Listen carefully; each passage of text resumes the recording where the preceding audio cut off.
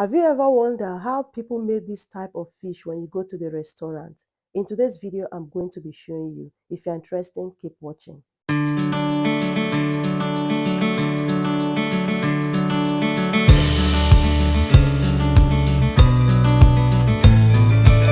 I'm starting off with a neatly washed fish. I'm just going to spray salt on it. Make sure I rub the salt all over the body of the fish.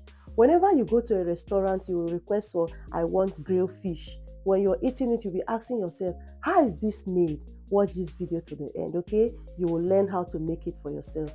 What I have here with me is thyme, garlic, and ginger. I blended it together to get this mixture you're seeing right now. So I'm just going to apply it all over the body of the fish.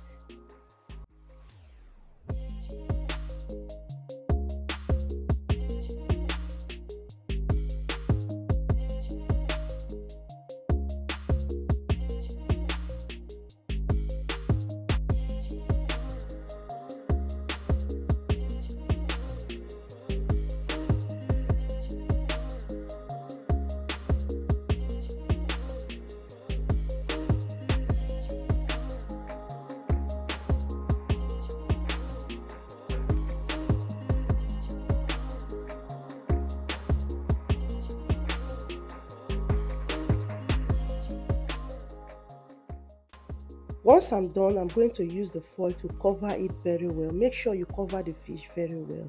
And then after which you can put it in the oven. If you are not ready to grill the fish, you can put it back in the freezer or in the fridge. But just make sure you cover it very well. So at this point, I'm going to put it in the oven and then begin the next process. Next, I'm going to chop off my green pepper, red pepper, all the pepper family. I'm going to chop them in a smaller sizes or the shape you want it to be. Once I'm done, I'm going to transfer it into the bowl. I have a video on another method on how to make this point and kill fish, which I know you are going to like it.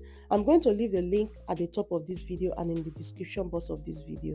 So guys, next I'm adding coconut oil in the pot. You can use sunflower oil, groundnut oil, any oil, just use oil.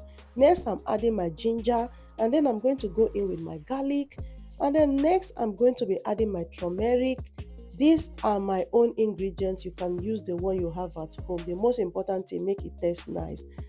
So I just give it a little bit of stir, just fry it a bit for the flavor to come out, and then I'm going to be adding my chopped vegetable.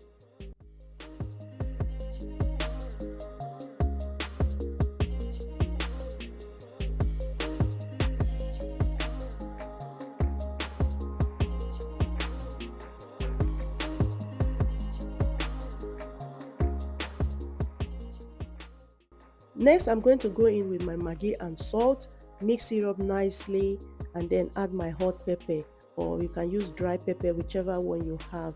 Pepper is very important in this recipe. After then, I'm just going to give it a little bit of stir, and then I'll cover it to steam for about 5 minutes. And then that is it. Your sauce is ready.